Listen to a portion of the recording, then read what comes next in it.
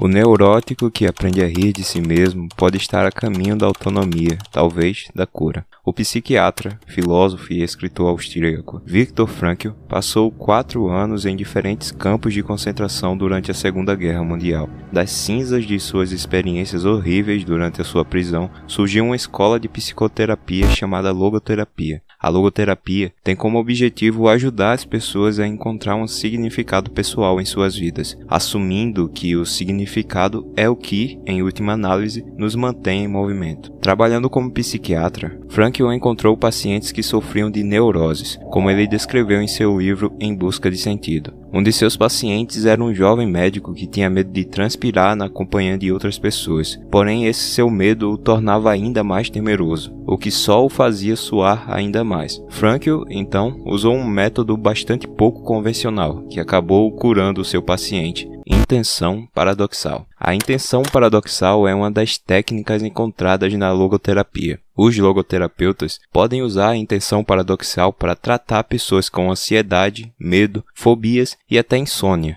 Em vez de escapar ou minimizar o medo, a intenção paradoxal nos encoraja a encará-lo de frente e realmente desejar esse medo, mas desejar no sentido de querer conquistá-lo. Isso pode soar estranho, mas essa psicologia reversa que engana a mente para fora de sua neurose torna a abordagem de Frankl interessante e vale a pena ser examinada. Neste vídeo, nós vamos explorar as ideias por trás dessa técnica e como ela funciona.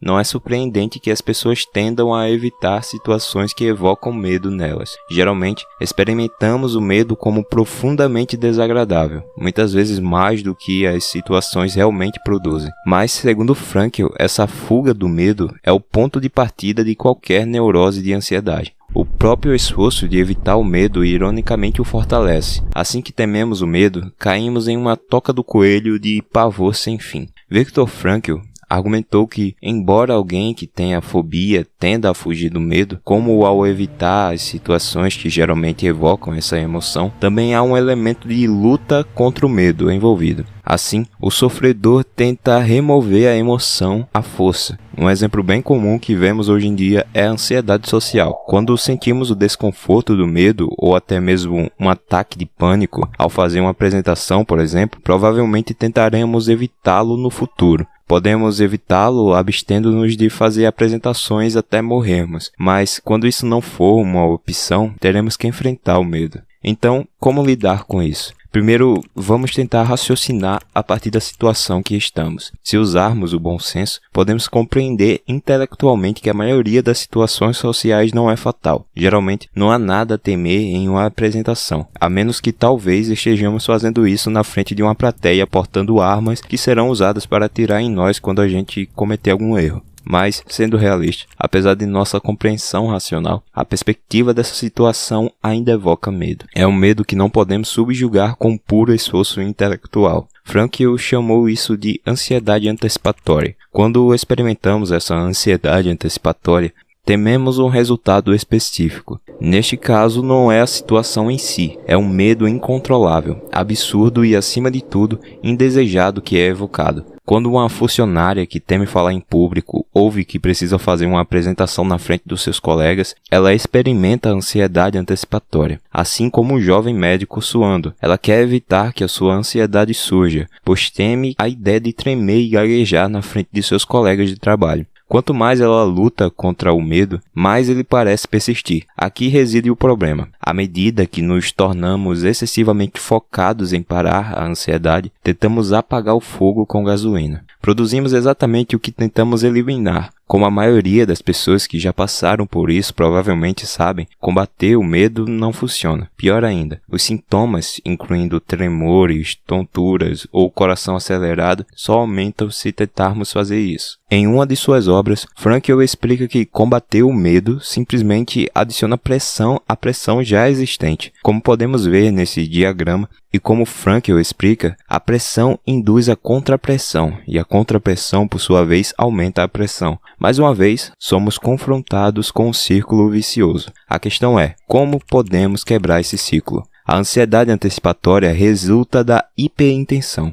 A hiperintenção é um foco excessivo em alcançar ou prevenir um determinado resultado. Um exemplo de hiperintenção habitual é sofrer de insônia. O problema inicial, a incapacidade de adormecer, é reforçado por uma forte intenção de adormecer que se segue. Mas quanto mais o indivíduo usa a força de vontade para adormecer, pior fica o seu problema de sono e mais hiperfocado ele fica. Agora, a incapacidade de dormir se tornou uma coisa enorme. E a pessoa que sofre disso pode sentir que está destruindo a sua própria vida. Para escapar desse ciclo, Frankl propôs um paradoxo. É claro que queremos nos livrar da ansiedade em situações sociais, e certamente queremos ter uma boa noite de sono. Isso é um bom senso. Mas nesse querer também reside um problema. Ele nos deixa ansiosos e tensos. Então, a chave para resolver esse problema poderia ser, em vez de querer essas coisas, paradoxalmente querer o contrário. A intenção paradoxal substitui o objeto de nosso desejo por uma afirmação que parece contraditória. Em vez de querer nos livrar do medo, decidimos que queremos o medo.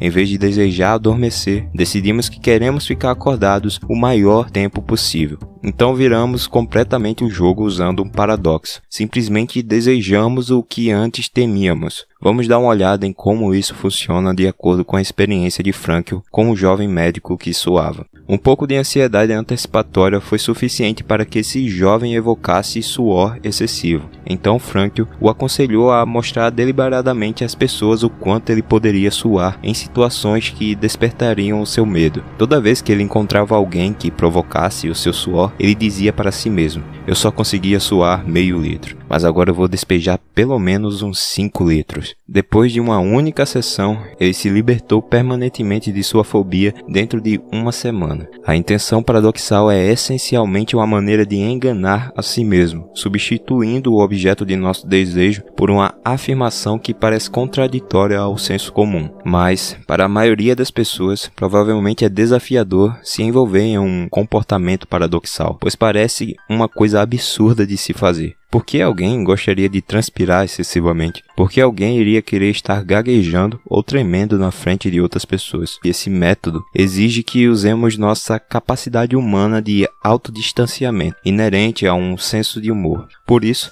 temos que ter a capacidade de não nos levar tão a sério. Para isso, precisamos desapegar de nós mesmos, distanciarmos de nossas neuroses e estar dispostos a rir delas. Devemos estar prontos para fazer piada de nós mesmos, que é provavelmente a parte mais desafiadora de tudo isso. Mas se funciona, por que não experimentar? Cito: assim que o paciente para de combater suas obsessões, procurando ridicularizá-las, tratando-as com atitude irônica, aplicando a intenção paradoxal, interrompe-se o círculo vicioso. O sintoma diminui e acaba atrofiando. Nos felizes casos em que não houver um vazio existencial propiciando o sintoma e convidando-o a se instalar, o paciente não só conseguirá ridicularizar o seu medo neurótico, mas, por fim, conseguirá ignorá-lo completamente. Então, lute contra o seu medo e você ficará preso a ele. Deseje o que você teme e você vai conquistá-lo.